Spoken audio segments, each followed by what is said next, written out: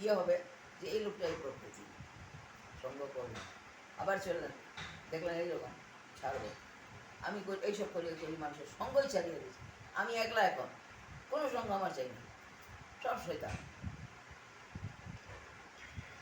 সঙ্গ করিয়াছে মনে রেখে বিপদে, তার যত বদগুণ আছে সব তোমার মধ্যে পাস করে। প্রথম নম্বর কথা কি করে, চোরা পূর্তি, চোরা ভক্ত, চোরা ভক্ত। ভালো আছে করিয়া একটা প্রণাম করে তোমার পাউটি শুয়ে দিল, কায়দা করে পাউটা শুয়ে দিল, কেন? তার যত বদগুণ আছে সব আমার মধ্যে চালনা করিয়া দিল।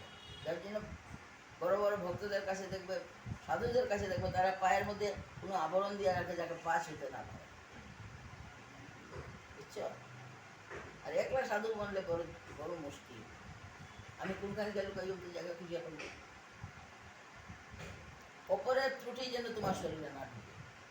সারা জীবন ধরে ত্রুটিহীন করতে চেষ্টা করলে তারপর অন্যটা আমার বুঝে ঢুকে আমি আর করলামটা কি সারা জীবন ধরিয়া? ওই চট করে কারোর প্রণাম নিতে স্বীকার করবে না বলে আমি নিজের ঝাড়ু মারিয়ে পরিষ্কার করতে পারি না, আরেকজন তার যত আছে সব আমার দিয়ে, খুব সাবধান, একদম প্রণাম নেওয়া নেই। বহুত বড় কথা বলছি, প্রণাম নিয়ে আসে তো মরিয়াছে, তুমি সাধু ছেলে চুল বানিয়ে দিয়ে গেলো সাধু নিয়ে চলে গেল, প্রণাম কারোর প্রণাম করবে না। আর কেউ যদি দেখো মালাটা লইয়া এইরকম আরো উপরে করতে করতে চলছে, জয় কৃষ্ণ জয় কৃষ্ণ হরে কৃষ্ণ, আবার চলো, এটা একটা ভজন হয়?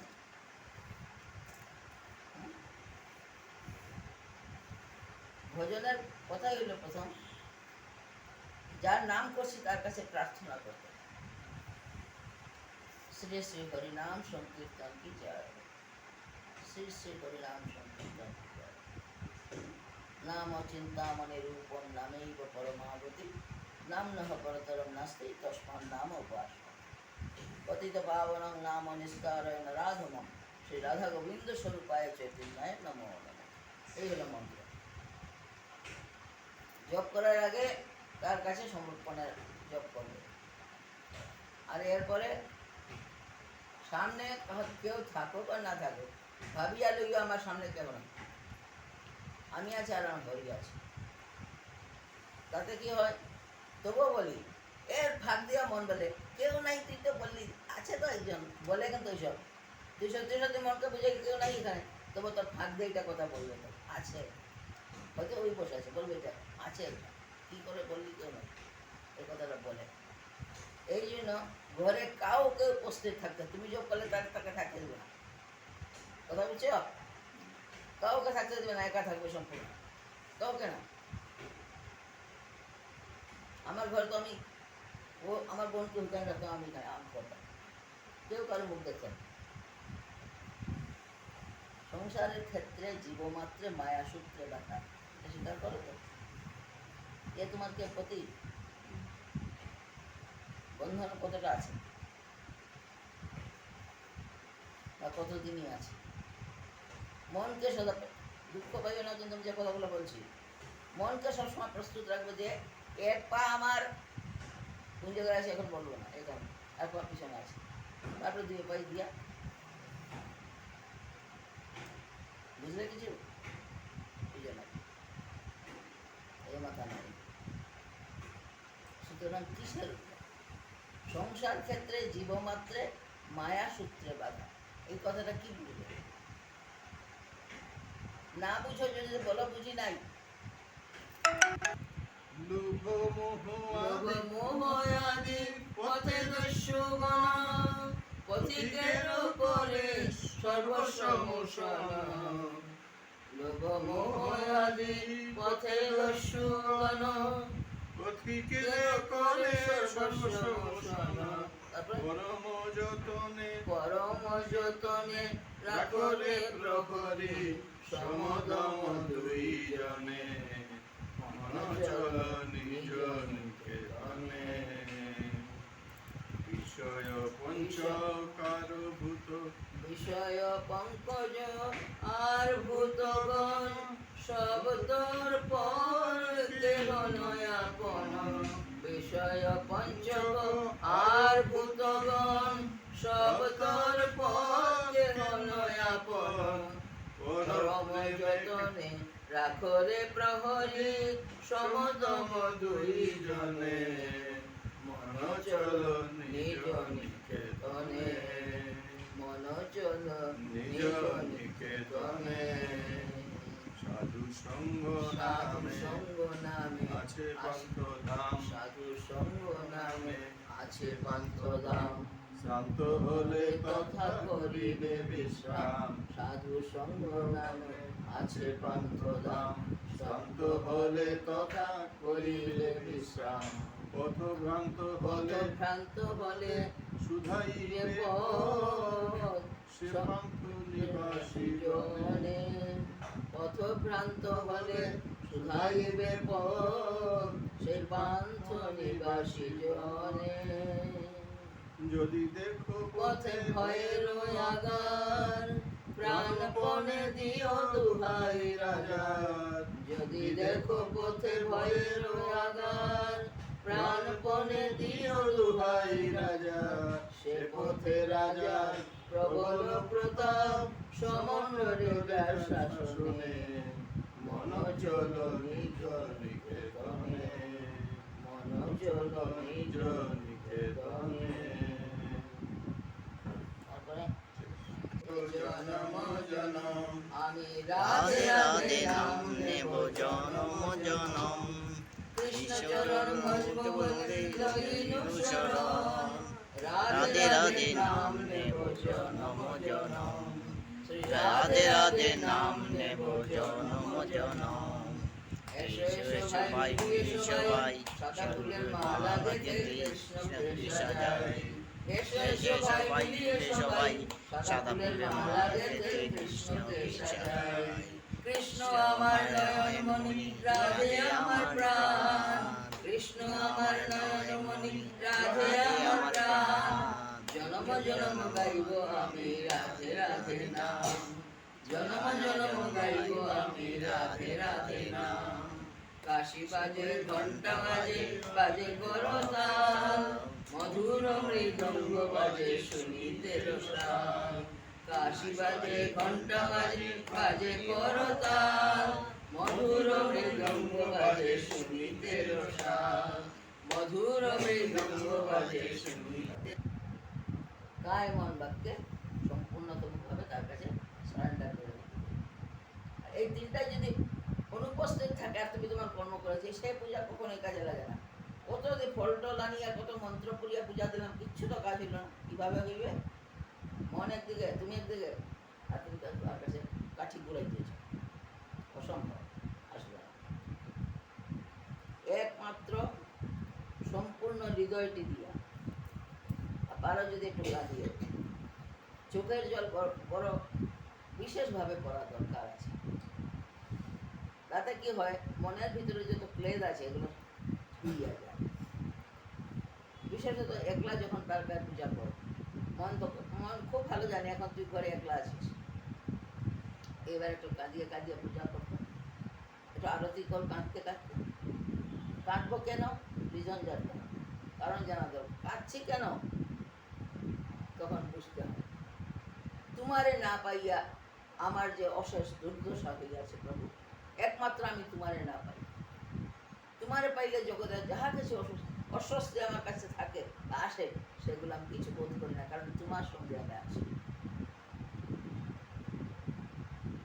তোমারে না পাইয়া আমার এই দুর্দশা কথাটা সত্য কি আমাদের দুর্দশা কিসের জন্য হ্যাঁ মাতা পিতা আমার সঙ্গে আছে আমি ভয় পাবো কেন একমাত্র তারে ভুলিয়ে আমাদের এই দুর্দশা পূজার মনে রাখবে পূজার সময় মন যেন কখনো তারে সারিয়ে কোথাও না যায় কিন্তু তখন দুষ্টামি করে বাইরে যাওয়া আসা তুমি তোমার ক্ষতি করো পূজা করছে বলে কে রে ও তুমি এসেছো আচ্ছা ঠিক আছে আসলে ছাড়িয়ে চলিয়ে গেল কেন কথা বলে আমার এত গুসা উঠে পূজার সময় যদি কেউ আসে কেন আমি ঠাকুর ছাড়তে বাধ্য করলাম আমাকে হ্যাঁ বিলকুল যাবে না যে আসনে বসেছি আসন ছাড়িয়ে যদি বাইরে যখন যদি কোনো শয়তান বসে থাকে তুমি দেখবে না বসিয়ে থাকবে তখন কি করবে যা হবে তোমার কত নিয়ে আসেন, পূজার কিছুই হইল না, অথচ বসিয়া কতক্ষণ ঢং করলাম। নিশ্চয় তার সম্পর্কে জ্ঞান করতে হবে যে কী করলো এতক্ষণ করলাম না। মনের একটা চঞ্চলতা দেখা যায় তখন, যদি সঠিক পূজা না হয়। তোমরা প্রকাশ করবে কিনা আমি জানি, কিন্তু হয়। পূজা যেটা করছি যে না আমার মন প্রাণটিতে চরণে করিয়া, মন প্রাণ চরণে যদি দিয়া দেই, তবে কি দিয়া চিন্তা করবো? মন তো পাঠাইয়া দিয়েছি ওইখানে, কি চিন্তা করবো? আমি তো মন তো চরণে সমর্পিত করিয়া দিয়েছি। আর যেন সে আমার কাছে এই দুষ্টামি না করে, আমাদের খালি উল্টা রাস্তা দেখায় সদা সর্বদা, শুধু তাকে। মূল অর্থটা কি? এতটা যে বকর বকর করলাম, এর মূল অর্থটা কি? মূল অর্থ হইল, যখন যেখানে রাখো গো হরি সবই সুমঙ্গল, যেন না ভুলি তোমারে। যখন যেখানে রাখো সব সুমঙ্গল, যেন না ভুলি তোমার। এই কথাটা সদা স্মরণ রাখতে হবে। কিন্তু বাইরে গেলেই তো শাড়ি ঠিক আছে কিনা, চুল ঠিক আছে কিনা, এই তো শুরু হয়ে গেল। আমারে আমি ভুলি, আমি বাইরের জগৎ নাচছি। বহুত 100% আমি 99% লোক এরকম। বুঝছো কি বলছি? রাস্তায় যখন বেরোবে তখন নিজের মধ্যে থাকবে, বাইরের না। আমি আমার মধ্যে যেন থাকি। আমরা কিভাবে লাইনচ্যুত হই? লাইনচ্যুত মানে রেলগাড়ি যেমন লাইনচ্যুত হইলে সমস্ত যাত্রী ডুবিয়া মরে, ঠিক সেই রকম লাইনচ্যুত হইলে তুমি নিচে পড়িয়া ডুবিয়া মরবে। ভগবানকে কখনো ভুলতে নেই। যতক্ষণ পর্যন্ত ভগবান স্মরণ থাকে ততক্ষণ তোমার পাও, তোমার কদম সঠিক পথে চলতে থাকে। যেই তারে ভুলিলে সংশয় আসে জুড়িল তোমারে, আর তখন এই সংশয় পড়িয়া কত কিছু করতে পারে তা জানো। একটা বান্ডেল টাকা পড়িয়া গিয়েছে, সংশয় পড়িলেন করিবটা কি? নিব না রাখিয়া যাই? যদি রাখিয়া যাই, হঠাৎ করে ঘরের দিকে মধ্যে আমার ঘরে তো কত কিছু নাই, এটা নিলে কত কিছু হবে, বহুত কিছু হইতে পারে। হাটটা সামনে নিল, ভিতর থেকে একজন বলছে খবরদার, এটা অন্যায়, পরের অর্থ কেন লুটিয়ে লইবে, রাখো জায়গায়। শুনছে না, কারণ লোভ। ভিতরে লোভ তোমাকে বারবার এই পাপের রাস্তায় ঠেলিয়া দিতেছে। পরবর্তীকালে যখন চেষ্টা করিও কোন রকম টাকাটা লইয়ে পারি চলিয়া গেল। এবার বুঝো তো কত বড় সংশয় সে পড়িয়াছিল। প্রথম ঠিক লাইনেই ছিল, পরবর্তীকালে লোভ আসিয়া আটকাইয়া। এই যে কটা আছে এরা আমাদের পরম শত্রু, এটা জানে রাখা উচিত। মনে থাকে কি? কর্মকালে সেটা মনে থাকে। আমি এখন তো নিয়ে যাই, ঘরে গেলেন, কে ধিক্কার দিল? স্ত্রী। কোথায় পাইলে এই টাকা? পাইছি। বলে পাইছি কেন? কোথায় পাইছো? সত্য কথা বলো। খুব বকাবকির পরে তখন বলে অমুক জায়গায় পাই, যাও না আপনিকে রাখি আস, যাও যেখানে যে তুলে এলে সেখানে রাখি আস। গিয়া ওখানে আবার চিন্তা করে দিব কি দিব না, বউকে মিথ্যা কথা বলিব কি বলিব না, হয়ে আর এক দ্বিতীয় দ্বন্দ্বে পড়িয়া গেছে। এক তো নিয়ে গেল, দ্বিতীয় কি আবার দ্বন্দ্বে, দিব কি দিব না, বউকে মিথ্যা কথা বলে কি হবে? বউ তো জানতে পারবে না। ঠিক আছে, কিন্তু রাস্তায় যাইতে যাইতে হঠাৎ মন্দিরের দিকে তার দৃষ্টি পড়িল। আহা, এখানে তো আমার গোবিন্দ থাকিন তো সব দিকে ফেলেছে, তখন করিবটা কি? তার ভিতরে এটা আছে যে আমার স্বল্প কর্মের ঠিকানা সব রাখেন আমার হরি। কুকর্ম করিলেও জানেন, সৎকর্ম করিলেও জানেন। এখন আমি কি করি? টাকার দিকে টাকায় মনে চিন্তা করে। এক মন বলছে ভালো যদি চাও দিয়ে আসো, আরেক মন বলে এত টাকা কোথায় পাইব, আর তখন জীবনের রোজগার করতে পারবো না এতটা। দ্বন্দ্বের মধ্যে পড়িয়া একজন সৎ মহাপুরুষের সংস্পর্শে গিয়ে হাজির হইল। প্রণাম করিয়া বলল, প্রভু আমাকে রাস্তা দেখাও, আমি টাকাগুলো ছাড়তে চাই না, এমন রাস্তা দেখাও যে আমার দুশো হইবে না, টাকাও রাখতে পারি। বললেন তোমার মতো মহাপুরুষ তো সংসারে দেখি না, আমার দুশো হইবে না, টাকাও রাখতে পারি, এটা কিরকম কথা? যে কোনো এখানে দুইটা জিনিস, দুনিয়ার নাম কেন? দুইটা নিয়া। আমরা বলি এই দুনিয়ায় দুইটা নিয়া, সবসময় যদি ভালো থাকে খারাপটার সঙ্গে, খারাপ থাকলে ভালো তার সঙ্গে, একটা আরেকটাকে ছাড়িয়ে থাকে না। তোর মধ্যে ভালোটাও চিন্তা না, সে খারাপটাও চিন্তা না, কেন তুমি ভালোটা বাছিয়ে এলো না? মহাপুরুষ বলিয়া দিলেন, আমি তোমাকে এতটুকুই বলিতে পারে যে এই জন্মে চুরি করিয়া ভাবিলে ভগবান হয়তো ভুলিয়া গিয়াছে, পার পাইয়া যাইবে। কিন্তু এই চুরির ফলে তুমি নিজেকে কতটা নিচে নামাইলে। হয়তো বা তুমি কোনো জীবনে, অন্য কোনো জীবনে তুমি নিজেকে মনকে বুঝাইয়াছ চুরি করা মহাপাপ, আবার এই জন্মে আসে এই মহাপাপটাই করিলে। তিনি এমনভাবে তির্যক ভাষায় তাকে তিরস্কার করতে লাগলেন। পরবর্তী কি হইল দেখো, বলে না লোভে পাপ, পাপের মৃত্যু। মহাপুরুষের কথায় যখন তার নিয়ত ফিরিল, তখন সে মনে মনে চিন্তা করিল, ঠিক আছে প্রভু, পাপ তো করিয়াছি, এটা সত্য কথা, এবার পাপ হইতে আমি খালন করবো কি করে? বলে এখান হইতে যেখানে যে প্রথমে যেখানে গেছিল ওখানে যা, আর যে চাঁদার বাক্সে যে টাকা রাখা হয় ওখানে সবটা টাকা ঢুকা, আর বল যাহা অপরাধ করিয়াছি প্রভু লোভে করিলাম, ওই লোভ আমার জীবন হইতে চিরতরে সরাইয়া দাও। আমি লোভ নিয়ে থাকিতে চাই না, লোভ আমার বিনষ্ট সাধন করে, আমাকে সরাইয়া দাও। এই আমার শরীর হইতে এটা সরাইয়া দাও, আমি এই নিয়ে থাকিতে পারি না। আবার কোথায় কোনখানে এবার টাকা দেবো, আবার পাপ চিন্তায় মোহিত হইয়া যাবে, এইরকম আমি বাঁচতে চাই। ওই মহাপুরুষের কাছে আবার ঘুরিয়া গেছে, আমি তো টাকা দিয়েছি, এখন এখন কি হইলো তোমার? বলে আমার মনের মধ্যে একটা সংকট দেখা দিচ্ছে। বলে কি? বললাম দুইটা জিনিস বারে বারে দেখে, একবার টাকা, একবার সাধুর দিক, সাধুর মুখ দেখে এবার টাকা দেখি, এইটা কিরকম ভাবে কাটাইলো। এই একটু আগে যেরকম বলছিলাম, একবার কীর্তন করে নেই, এইখানে আপনারা আসার আগে মন কি জায়গায় ছিল? ছিল না।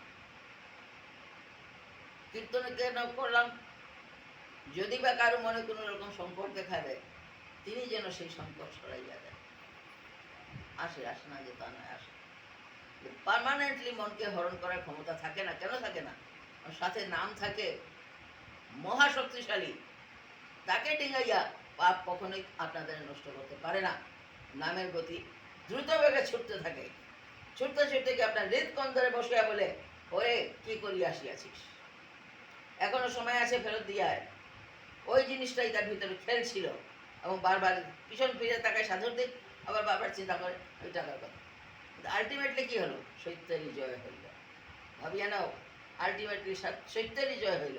যে ভাবনা তাকে হরণ করিয়া নিয়েছিল, সেইখানে ভগবান স্বয়ং আসিয়া তার মন হইতে সেই লোকটাকে সরাইয়া দিলেন, দিয়া শিক্ষা দিলেন, আজকার মতো তুমি পার পাইবে, মনে রাখিও এইটাকে দ্বিতীয়বার যদি আবার করো, তাহলে পার আমি আর দেব না, আর পার পাবে না। বারবার তোমাদের সংকট থেকে বাঁচাই, পুনর্বার আবার তোমরা করার এমন ধৃষ্টতা রাখো, একবার ভাবো না যে পেছনে তো তিনি দেখছেন।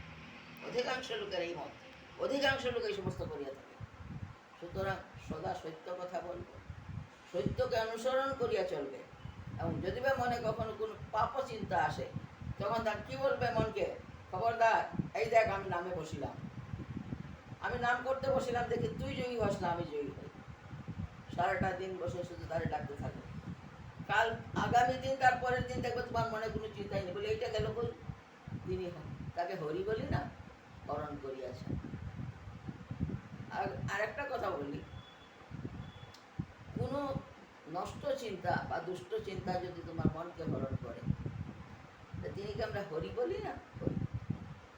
ওনার কাছে গিয়া চেষ্টা করবে, নিজের ত্রুটির জন্য খুব দুঃখিত হবে, খুব দুঃখিত। কি ভাবিয়া? বলে হা প্রভু, তুমি মোর মাতা, তুমি মোর পিতাও। সংসারের মাতা পিতা কয় দিনে? একদিন তো ওই সংসার ছাড়িয়ে তারা চলিয়া যায়, পরবর্তীকালে খবর রাখে কে? স্বয়ং ভগবান। তখন কি বলতে হবে? যে আমার মনের মধ্যে যে চিন্তন আসে, সেইগুলিকে দূর করতে পারি কিসের দ্বারা প্রভু? আমার নাম করবে। আমার তো মনকে এমন করে, যেমন আমি ছাড়া কিছু চিন্তন মনে আসে না, সেই জন্য মনকে বারবার ডাকিয়ে বলি, ওরে নাম কর, নাম কর। নামই একমাত্র রাস্তা আমাদের এই সমস্ত দুর্ঘটনা থেকে বাঁচাইতে পারে। এখন নাম করার তো একটা নিয়ম আছে, অনেক আছে, আমি কারোর নিন্দা করছি না, কিন্তু কি করিলে পরে নামের গতি খুব দ্রুত হইতে পারে, এবং নামই জপকারীকে রাস্তা দেখাইয়া দেয়, ওই পথে চলো, ওই দিকে চলো। সে একটা তোমার পিছনে পিছনে একটা ডিটেকটিভের মতো কাজ করতে থাকে।